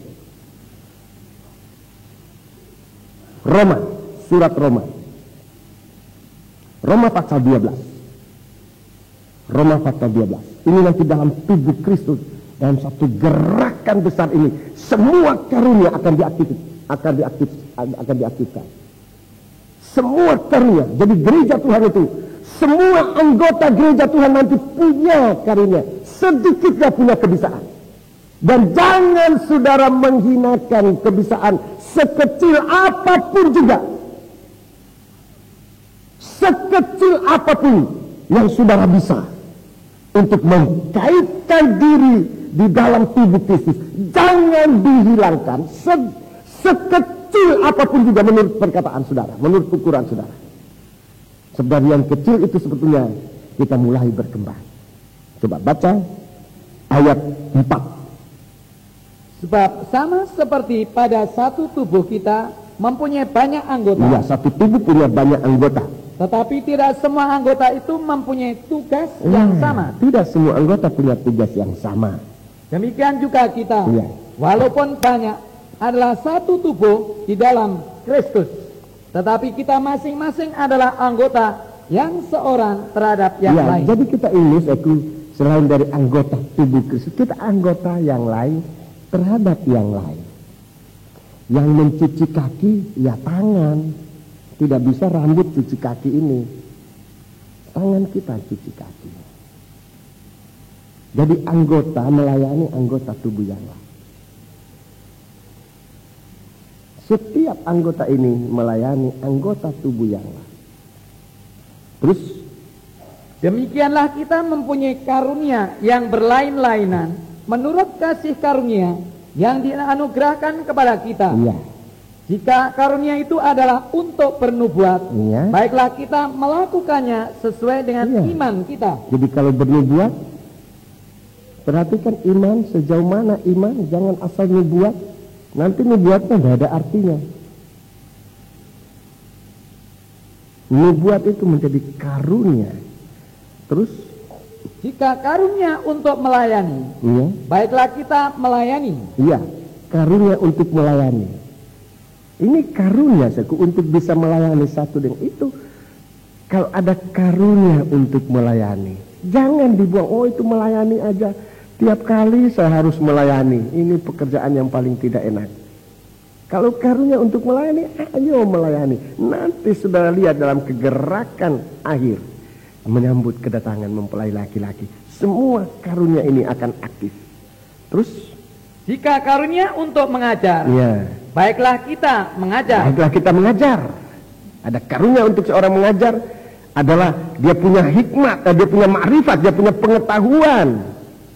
Jangan tak punya karunia mengajar mau ngajar.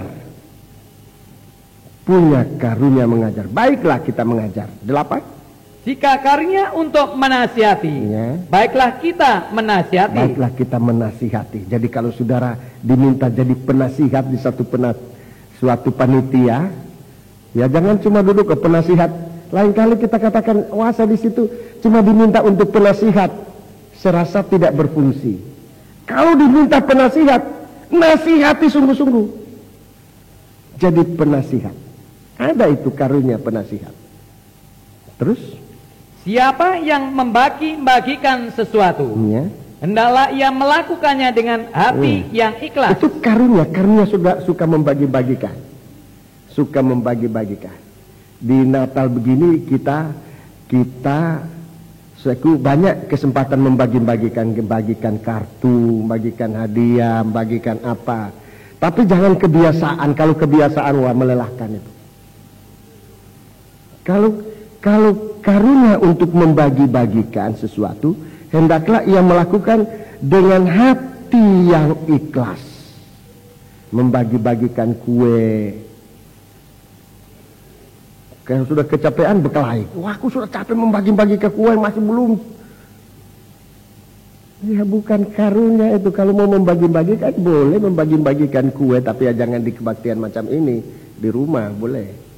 Masing-masing kirim kue sana sini boleh. Silakan. Satu dengannya membagi-bagikan. Tetapi dengan ikhlas. Hendaklah dengan ikhlas. Nanti itu jadi karunia. Sampai tidak ada orang kekurangan nanti. Sebab di dalam tubuh Kristus ada karunia membagi-bagikan. Tidak ada orang kekurangan nanti. Di zaman itu tidak ada orang kekurangan. Sebab di dalam tubuh ada karunia membagi-bagikan. Mungkin sekarang karunianya masih mengumpulkan. Mengumpulkan seake-aken.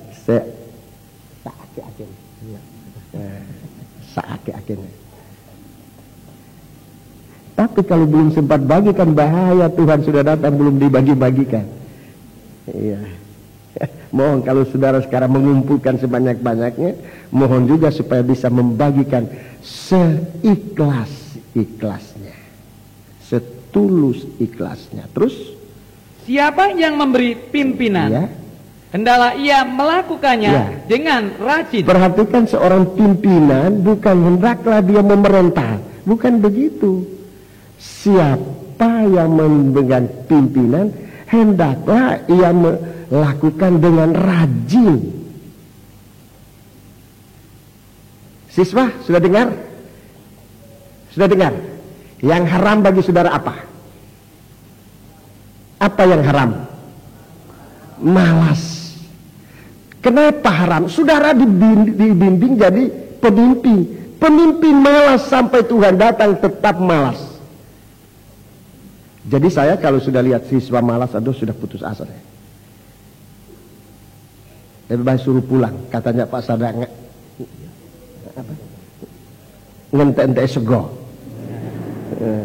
Habis-habiskan nasi aja. Sidang jemaat, mereka berkorban untuk nasi kita setiap hari. Memang cukup banyak, saudaraku. Murid-muridnya banyak. Jangan habis-habiskan nasi tok. Yang rajin lah gitu. Seorang rajin, seorang malas itu sama dengan orang jahat. Dalam Injil Matius 25 katakan, hai kamu yang malas dan jahat. Malas dan jahat itu dikaitkan. Jadi kalau hamba Tuhan malas, sampai kapanpun tidak akan pernah jadi hamba Tuhan. Dia tidak bisa jadi pemimpin, dia malas. Seorang hamba Tuhan, seorang pimpinan dalam pasukan Israel. Dia seorang pimpinan. Jadi rajin. Kalau mau jadi pimpinan, rajin. Kalau malas, ya besok. Saya kasih kesempatan malam ini masih boleh nginap di Jalan Johor besok, silakan. Selamat jalan. Mau lama pun ngentek no sego. Percuma itu. Ya. Baca terus. Siapa yang menunjukkan kemurahan, hendaklah ia melakukannya dengan sukacita. Melakukannya. Ini karunia. Masih begitu banyak karunia-karunia. Roh Kudus itu akan menyatakan kepada kita apa yang menjadi kehendaknya. Tidak ada satu yang akan dia sembunyikan nanti. Tidak ada satu pun yang akan tersembunyi di hadapan dia. Jadi kita ini sekarang sedang mempersiapkan diri untuk menerima karunia-karunia ini. Asal kita mau dioperasi dengan tajamnya firman, tajamnya pedang bermata dua. Itu saja kalau kita mau berikan diri kita dioperasi oleh Tuhan dengan firman-Nya. Malam ini operasi jalan. Sampai sejauh mana? Sampai sejauh mana? Kalau merasa menusuk sampai di hati, saya anjurkan saudara untuk datang kepada Tuhan, ngaku di hadapan Tuhan. Dan itu akan dicabut oleh Tuhan. Supaya kita menjadi suci dan kita nanti akan masuk dalam satu kegerakan nanti saku. Tidak ada yang bebas. Semua ada nama. Jadi bagaikan militer itu ada nomor register induknya, NRT-nya itu. Ada nomor registernya itu. Ada nama-nama, ada batu putih. Di situ ada nama-nama. Jadi tidak akan ada yang gugur. Tidak akan ada yang gugur. Begitu kita dikuasai oleh Tuhan. Sebab itu saudaraku, kalau firman Allah begitu tajam, tujuannya untuk ini, supaya kita dipakai oleh Tuhan. Buat apa jadi hamba Tuhan tapi tidak dipakai oleh Tuhan? Kenapa tidak dipakai oleh Tuhan? Bukannya Tuhan ini pilih kasih, tapi kita yang tidak mau dioperasi sampai ke dalam hati batin kita. Puji Tuhan. Ujilah akan daku nomor berapa itu. Kita bangkit berdiri. Suatu ayat dalam Alkitab kita akan nyanyikan. Ini perkataan bukan untuk sombong-sombongan, tetapi suatu sikap jujur di hadapan Tuhan. Kita justru mengaku banyak kesalahan. Kalau kita lakukan nyanyian ini, bukan berarti kita mau sombong-sombongan bahkan seperti kita sudah suci. Justru sebaliknya, kita belum suci. Tapi biarlah Tuhan yang melihat, Tuhan yang operasi. 117 nyanyian rohani 117, Psalm 117, Psalm 117. Ya. Kita bangkit berdiri, pelayan perjamuan suci tampil ke depan. Kita bukan saling menunjuk, bukan, tapi masing-masing kita menghadapkan diri kita kepada Tuhan yang ada dengan tajamnya firman-Nya. Akan daku ya, haleluya.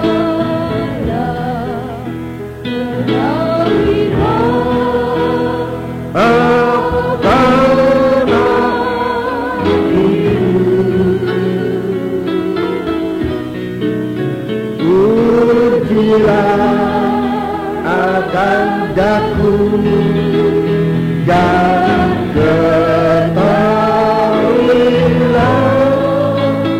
akan segala kepikiranku, selidiklah akan daku.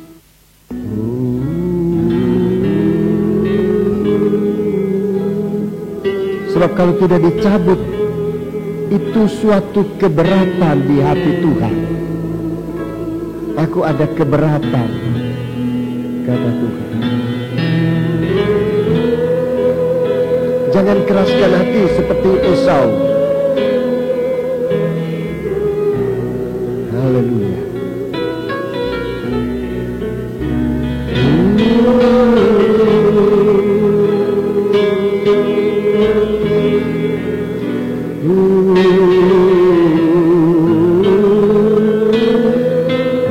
Sementara musik melakukan, kita mendekatkan diri kita kepada Tuhan dengan pujian, dengan penyembahan kita kepada Tuhan. Haleluya.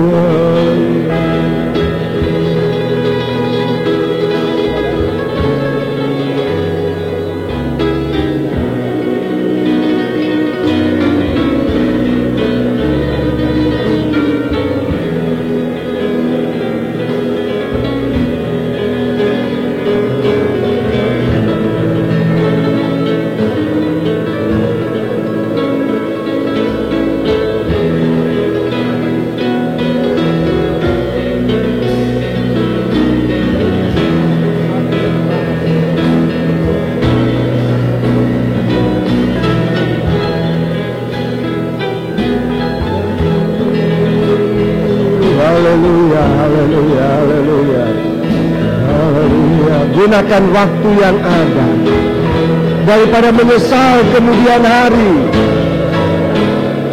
Haleluya. Lebih baik sekarang kita selesaikan di hadapan Tuhan. Haleluya. Haleluya. Haleluya. Haleluya. Haleluya. Haleluya. Biarkan operasi firman Tuhan sampai menembus di dalam. Haleluya, haleluya. Sampai dalam hati kami Tuhan, sampai dalam pikiran kami, sampai dalam perasaan kami Tuhan. Biar Engkau operasi dan biar Engkau lepaskan kami daripada benih dosa, dari wujud dosa, dari perbuatan dosa yang berlembaga, agar kami menjadi bagian tubuh-Mu Tuhan, menjadi anggota tubuh satu di antara yang lain, untuk saling melayani di dalam Dikau Bapa. Terima kasih Tuhan, terima kasih. Haleluya, haleluya. Engkau sedang mengerjakan kami. Biarlah hati yang baru Engkau bagikan dalam kami. Apalagi saat kami akan menerima tubuh dan darah-Mu Tuhan. Jangan ada hati yang bercampur dengan ragi, hati yang bercampur dengan segala kekerasan, segala hal-hal yang menyakitkan hati Dikau Tuhan. Tapi biarlah kami mempunyai hati yang baru untuk mengambil tubuh dan darah-Mu menjadi bagian hidup kami. Terima kasih Tuhan, terima kasih. Turunkan tangan. Sekarang Bapa, izinkan kami untuk mengulurkan tangan kami mengambil bagian tubuh dan darah-Mu, perjamuan suci yang disediakan. Akan kami makan, akan kami minum. Tetapi Tuhan, jadikan semua ini berkat dalam kami, oleh karena kasih kemurahan-Mu dalam kami sekalian. Terima kasih, dalam nama Tuhan Yesus Kristus kami naikkan doa kami. Haleluya. Amin. Baik firman Allah. Haleluya. Pencobaan-pencobaan yang kamu alami ialah pencobaan-pencobaan biasa yang tidak melebihi kekuatan manusia. Sebab Allah setia, dan karena itu Ia tidak membiarkan kamu dicobai melampaui kekuatan. Pada waktu kamu dicobai, Ia akan memberi kepadamu jalan keluar, sehingga kamu dapat menanggungnya. Karena itu saudara-saudaraku yang kekasih, jauhilah penyembahan berhala. Aku berbicara kepadamu sebagai kepada orang-orang yang bijak. Kamu pertimbangkanlah sendiri apa yang kukatakan ini. Dengarkan. Tubuhnya Kristus di tangan kanan lebih tinggi dari kepala. Bukankah roti yang kita pecah-pecahkan adalah persekutuan dengan tubuh Kristus? Karena roti adalah satu, maka kita sekalipun banyak adalah satu tubuh. Karena kita semua mendapat bagian dalam roti yang satu itu. Dengarkan pertanyaan ini. Sebab apa yang telah kuteruskan kepadamu telah aku terima dari Tuhan, yaitu bahwa Tuhan Yesus pada malam waktu Ia diserahkan mengambil roti, dan sesudah itu Ia mengucap syukur atasnya. Ia memecah-mecahkannya dan berkata, dengarkan, sesudah roti ini diberkati oleh Tuhan. Apa kata Tuhan tentang roti ini? Dengarkan. Inilah tubuhku, bukan roti lagi.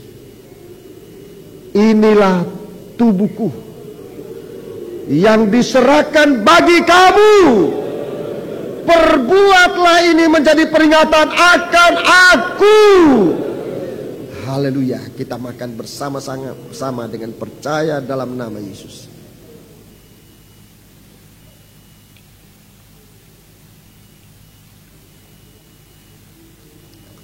Angkat cawan. Haleluya. Angkat cawan dengan tangan kanan. Haleluya. Dengarkan. Bukankah cawan pengucapan syukur yang atasnya kita ucapkan syukur adalah persekutuan dengan darah Kristus? Demikian juga yang mengambil cawan sesudah makan lalu berkata, cawan ini adalah perjanjian baru yang dimeteraikan oleh darahku. Perbuatlah ini menjadi peringatan. Setiap kali kamu meminumnya menjadi peringatan akan aku. Kita minum bersama-sama dengan percaya dalam nama Yesus.